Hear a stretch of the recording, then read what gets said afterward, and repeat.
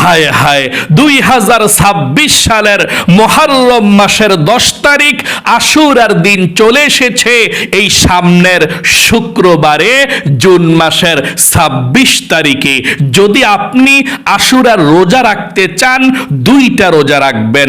সামনের বৃহস্পতিবারে একটা রোজা রাখবেন এবং শুক্রবারে একটা রোজা রাখবেন।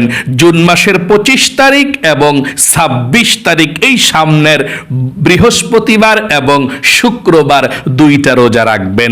কিন্তু আপনি এখনো পর্যন্ত জানলেন না এই আশুরার রোজার নিয়তটা আপনারা কিভাবে করবেন।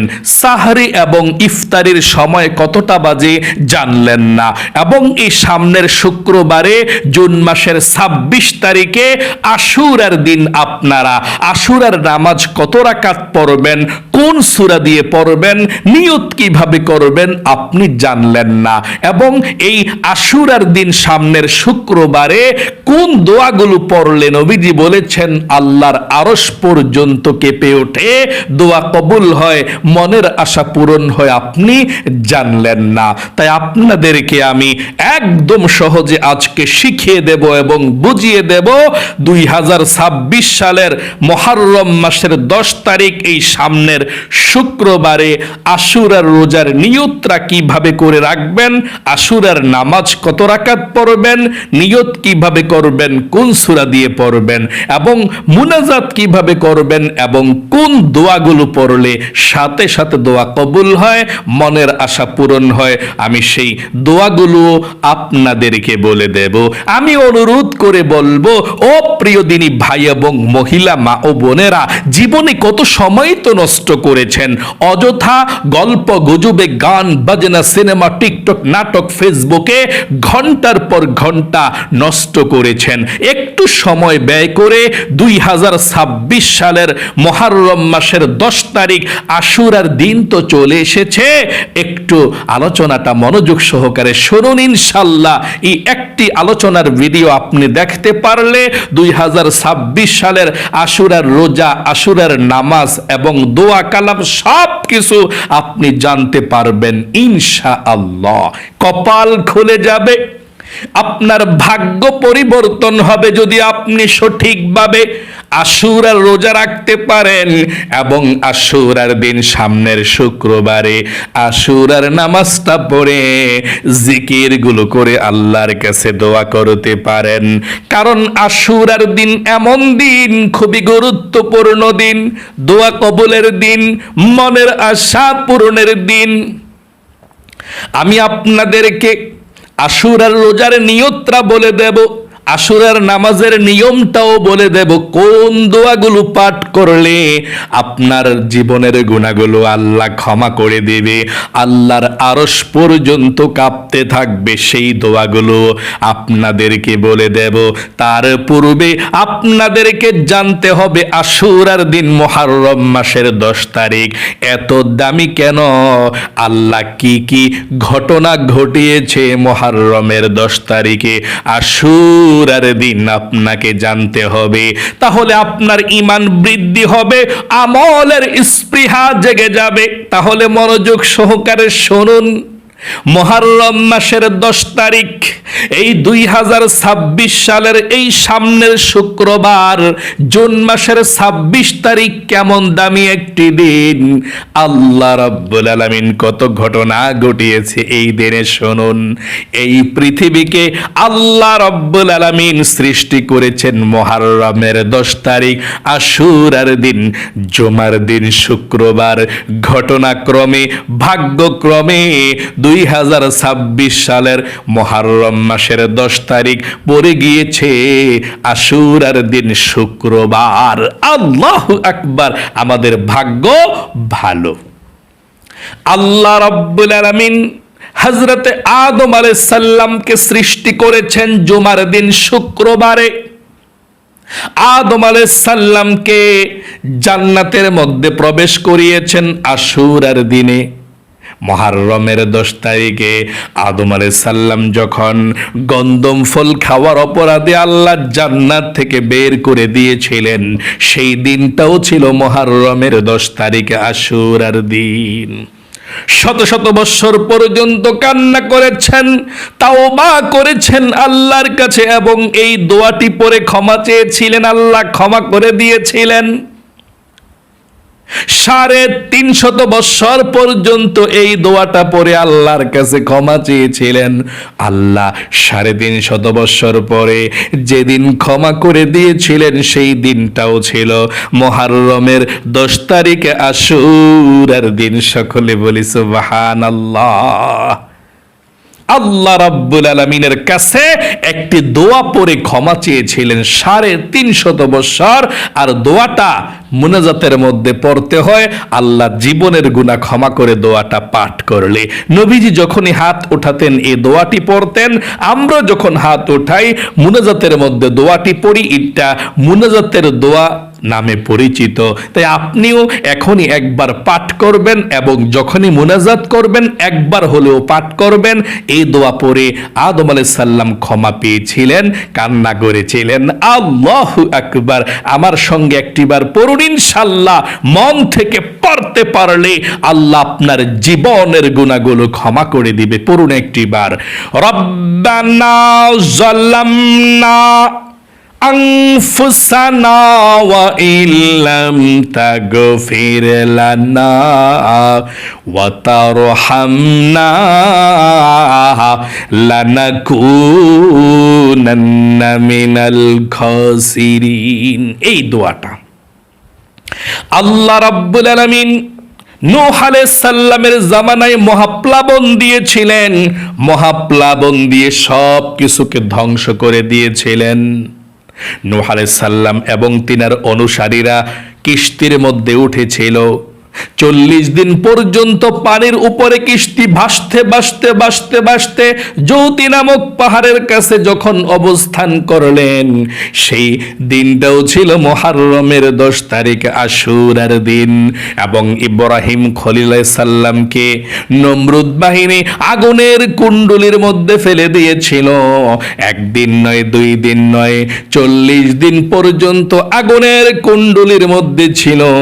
আগুন থেকে যেদিন বের হয়েছিলেন সেই দিনটাও ছিল মুহররমের 10 তারিখ আশুরার দিন। আল্লাহ আগুন থেকে বের করেছিলেন এবং আগুন একটি পশম ইব্রাহিম খলিলের স্পর্শ করতে পারে নাই।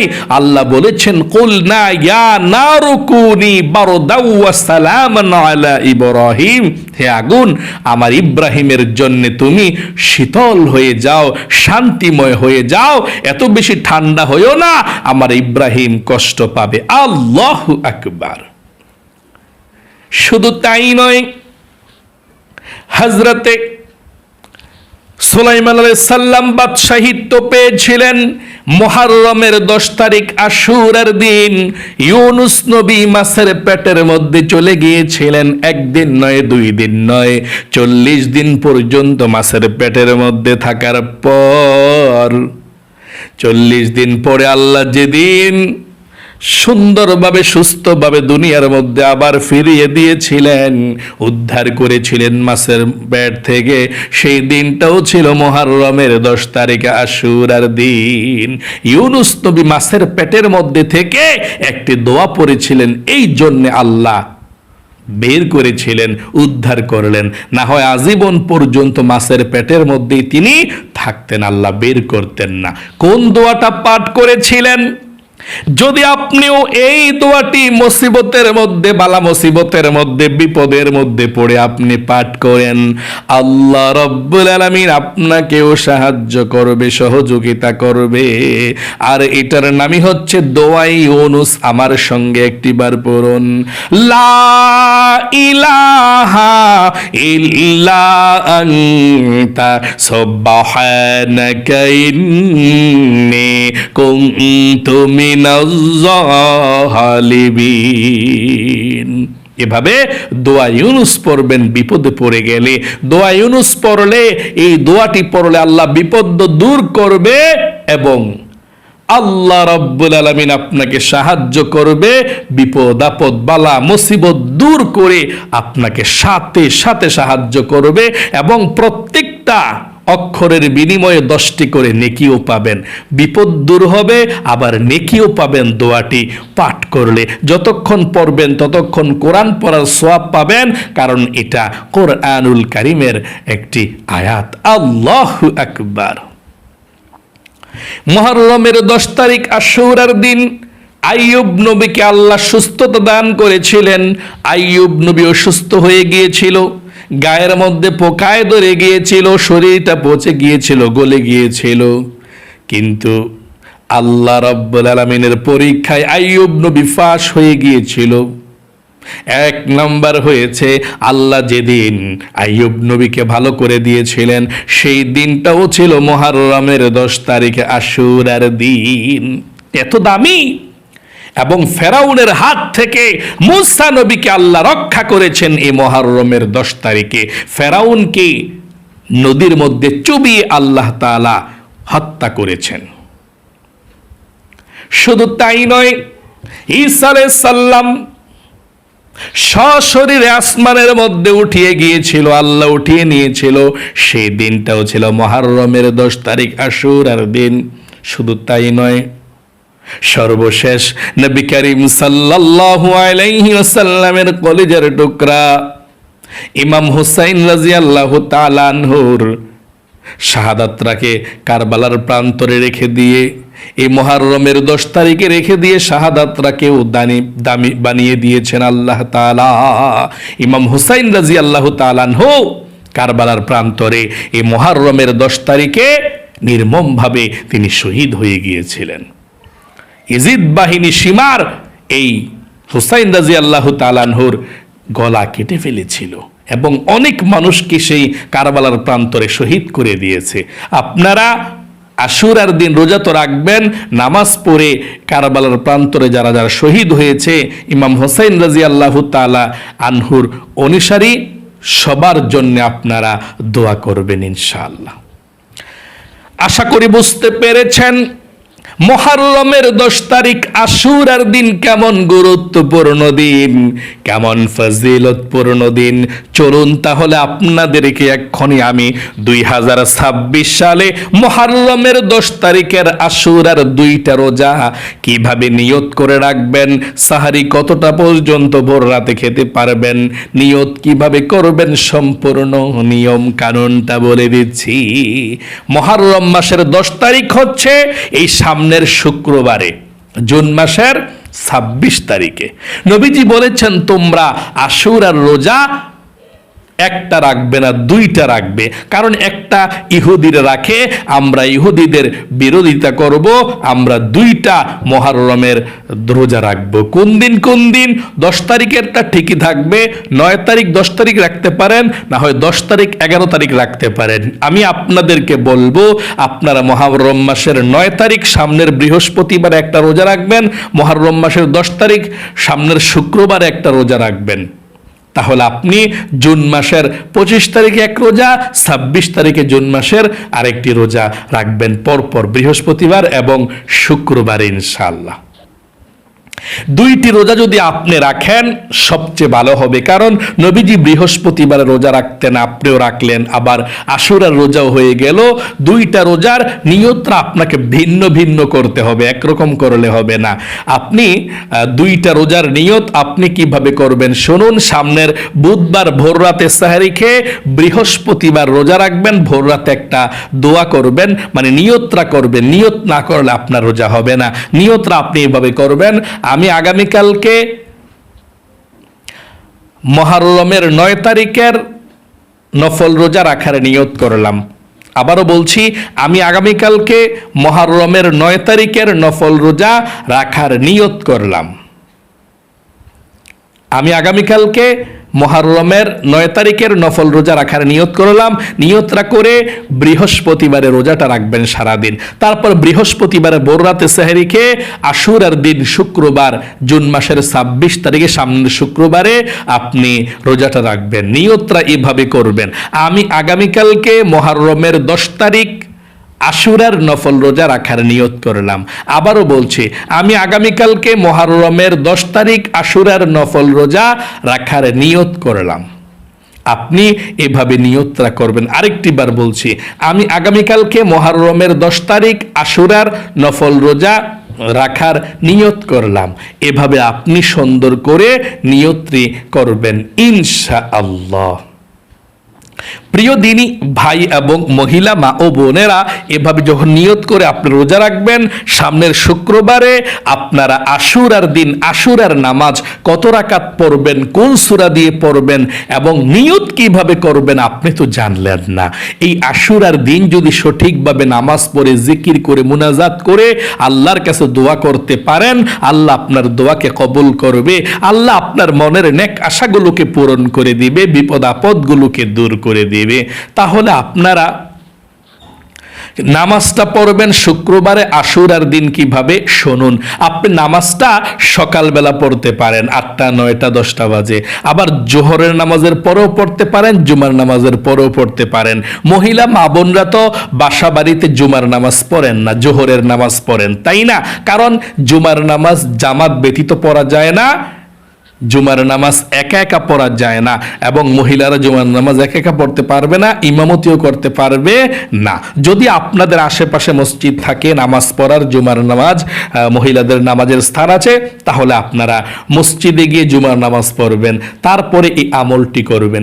যদি আপনি জুমার নামাজ না পড়েন, মসজিদে নামাজের ব্যবস্থা নাই মহিলাদের, আপনি বাড়িতে জোহরের নামাজটা পড়ার পরেও আপনারা এই আমলটি করতে পারবেন, নামাজটা পড়তে পারবেন।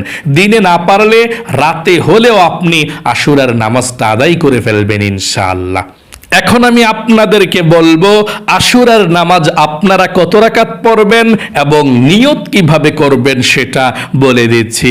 আশুরার নামাজ আপনি 2 রাকাত থেকে শুরু করে যত রাকাত মন চায় আপনি তত রাকাত পড়তে পারেন। 2 রাকাত, 4 রাকাত, 6 রাকাত, 8 রাকাত, 10 রাকাত, 12 রাকাত। আপনি 2 রাকাত করে করে এই আশুরার নামাজটা পড়তে হবে। মানে প্রথমে নিয়ত করে আপনি 2 রাকাত পড়বেন, পইরা সালাম ফিরিয়ে ফেলবেন, তারপরে আবার নিয়ত করে আপনি আরো 2 রাকাত পড়বেন, 2 রাকাত পড়ে আপনি সালাম ফিরাবেন। এভাবে 2 রাকাত 2 রাকাত করে আশুরার নফল নামাজ আদায় করতে হয়। আচ্ছা, নিয়তটা কিভাবে করবেন এবং কোন সূরা দিয়ে পড়বেন শুনুন। আপনি কমপক্ষে আশুরার নামাজ 2 রাকাত করে 4 রাকাত হলেও পড়বেন। আপনি নিয়তটা এভাবে করবেন, আমি কিবলামুখী হয়ে 2 রাকাত আশুরার নফল নামাজ আদায় করছি, আল্লাহু আকবার। আবারও বলছি, আমি কিবলামুখী হয়ে 2 রাকাত আশুরার নফল নামাজ আদায় করছি, আল্লাহু আকবার। এভাবে নিয়তরা বাঁধার পর আপনি সানা পাঠ করবেন, সুবহানাকাল্লাহুম্মা ওয়া বিহামদিকা ওয়া তাবারাকা ইসমুকা ওয়া তাআলা জাদ্দুকা ওয়া লা ইলাহা গায়রুক। তারপর আউযু বিল্লাহ বিসমিল্লাহ সহকারে সূরা ফাতিহা আলহামদু সূরাটা পড়বেন এইভাবে, আউযু বিল্লাহি মিনাশ শাইতানির রাজিম, বিসমিল্লাহির রহমানির রহিম, আলহামদুলিল্লাহি রাব্বিল আলামিন, আর রহমানির রহিম, মালিক ইয়াউমিদ্দিন, ইয়াকা না'বুদু ওয়া ইয়াকা নাস্তাঈন, ইহদিনাস সিরাতাল المستقيم صراط الذين أنعمت عليهم غير المغضوب عليهم ولا الضالين آمين। এখন বিসমিল্লাহির রহমানির রহিম পড়ে আপনি যে কোনো একটা সূরা পড়তে পারেন, যে সূরাটা আপনার ভালো লাগে। আমরা আলাম তারা সূরাটা পড়ব, এইভাবে পড়বেন, বিসমিল্লাহির রহমানির রহিম, আলাম তারা কাইফা ফাআলা রাব্বুকা বিআসহাবিল ফিল, ألم يجعل كيدهم في تضليل وأرسل عليهم طيرا أبابيل ترميهم بحجارة من سجيل فجعلهم كعصف মাকুল। আশা করি সুন্দর করে আপনি পাঠ করতে পেরেছেন। সূরা ফাতিহার পরে একটা সূরা এইভাবে পড়বেন, পড়া আপনি রুকুতে চলে যাবেন, আল্লাহু আকবার। রুকুতে গিয়ে 3 বার পড়বেন সুবহান রাব্বিয়াল আযীম, সুবহান রাব্বিয়াল আযীম, সুবহান রাব্বিয়াল আযীম। রুকু থেকে উঠিবার সময় পড়বেন সামি আল্লাহু লিমান হামিদা, সোজা হয়ে দাঁড়িয়ে পড়বেন রব্বানা লাকাল হামদ। তারপর সেজদায় চলে যাবেন আল্লাহু আকবার, সেজদায় 3 বার পড়বেন সুবহান রাব্বিয়াল আ'লা, সুবহান রাব্বিয়াল আ'লা, সুবহান রাব্বিয়াল আ'লা, আল্লাহু আকবার। 2 সেজদার মাঝখানে সোজা হইয়া বসে একটু দেরি করবেন, তারপর আবার সেজদায় চলে যাবেন আল্লাহু আকবার বলে। সেজদায় গিয়ে আবারও 3 বার পড়বেন সুবহান রাব্বিয়াল আ'লা, সুবহান রাব্বিয়াল আ'লা, সুবহান রাব্বিয়াল আ'লা, আল্লাহু আকবার। এখন দ্বিতীয় রাকাতের জন্য দাঁড়িয়েছি, দাঁড়িয়ে বিসমিল্লাহির রহমানির রহিম বলে আলহামদু সূরা পড়তে হবে। আলহামদু সূরাটা পুরোটা প্রথম রাকাতের মতো পড়তে হবে। পড়ার পরে বিসমিল্লাহির রহমানির রহিম পড়ে কুল হু আল্লাহ সূরাটা পড়বেন, অথবা যে কোনো একটা সূরা পড়লে চলবে। কুল হু আল্লাহ সূরাটাই পড়বেন, পইরা আপনি রুকুতে চলে যাবেন আল্লাহু আকবার। রুকুতে গিয়ে 3 বার পড়বেন সুবহান রাব্বিয়াল আযীম, সুবহান রাব্বিয়াল আযীম, সুবহান রাব্বিয়াল আযীম। তারপর রুকু থেকে উঠিবার সময় সামি আল্লাহু লিমান হামিদা, সোজা হয়ে দাঁড়িয়ে রব্বানা লাকাল হামদ। তারপর সেজদায় আল্লাহু আকবার, সেজদায় এসে 3 বার পড়তে হবে সুবহান রাব্বিয়াল আ'লা, সুবহান রাব্বিয়াল আ'লা, সুবহান রাব্বিয়াল আ'লা, আল্লাহু আকবার। 2 সেজদার মাঝখানে সোজা হইয়া বসে একটু দেরি করবেন, তারপর আবার সেজদায় চলে যাবেন আল্লাহু আকবার। সেজদায় আবারও 3 বার সুবহান রাব্বিয়াল আ'লা, সুবহান রাব্বিয়াল আ'লা, সুবহান রাব্বিয়াল আ'লা। এখন আল্লাহু আকবার বলে বসবেন। বসে এখন তো 2 রাকাত পড়ছেন, আত্তাহিয়াতু পড়বেন, দুরুদ শরীফ পড়বেন, দোয়া মাসুরা পড়বেন। অন্যান্য নামাজে যেভাবে পড়েন 2 রাকাত নামাজে সূরা কালামগুলো ঠিক এভাবেই দুরুদ শরীফ, দোয়া মাসুরা, তাশাহুদ যেটা পড়ার সবকিছু পড়ে আপনি সালাম ফিরাবেন এভাবে।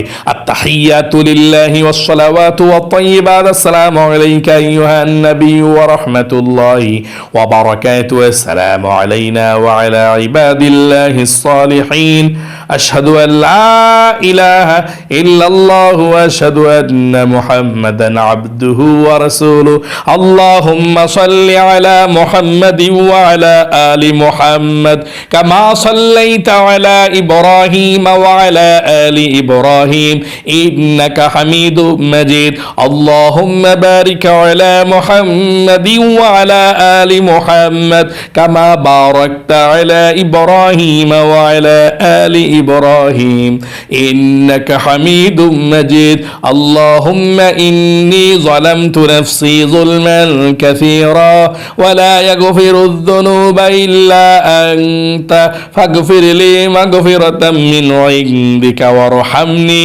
ইন্নাকা আনতাল গফুরুর রহিম। আসসালামু আলাইকুম ওয়া রাহমাতুল্লাহ, আসসালামু আলাইকুম ওয়া রাহমাতুল্লাহ। এভাবে সালাম ফিরিয়ে 3 বার পড়বেন আস্তাগফিরুল্লাহ, আস্তাগফিরুল্লাহ, আস্তাগফিরুল্লাহ। তারপর আবার দাঁড়িয়ে যাবেন, আবার নতুন করে আরো 2 রাকাত এই আশুরার নামাজ পড়ার জন্য। এভাবে যত রাকাত মন চায় 2 রাকাত করে 4 রাকাত পড়তে পারেন, 6 রাকাত, 8 রাকাত, 10 রাকাত, 12 রাকাত, আপনার ইচ্ছা। তত রাকাতই পড়ে আপনি মুনাজাত করবেন সবার শেষে একবারে। মুনাজাত করার আগে পৃথিবীর সব থেকে শক্তিশালী দোয়া এবং জিকিরগুলো নবীজি করেছিলেন, আমাদেরকেও করার জন্য বলেছেন। এই জিকিরগুলো করে মুনাজাত করলে সাথে সাথে দোয়া কবুল হবে, মনের আশা পূরণ হবে। আমি আপনাদেরকে এই শ্রেষ্ঠ 6টি জিকির সম্পর্কে বলে দিচ্ছি, তারপর আমরা ইনশাল্লাহ শেষ করে দেব। কিভাবে মুনাজাত করবেন সেটা দেখিয়ে দেব। 1 নম্বরে যখন মুনাজাত করবেন, মুনাজাত করার আগে এই জিকিরগুলো করবেন, দোয়াগুলো পাঠ করবেন।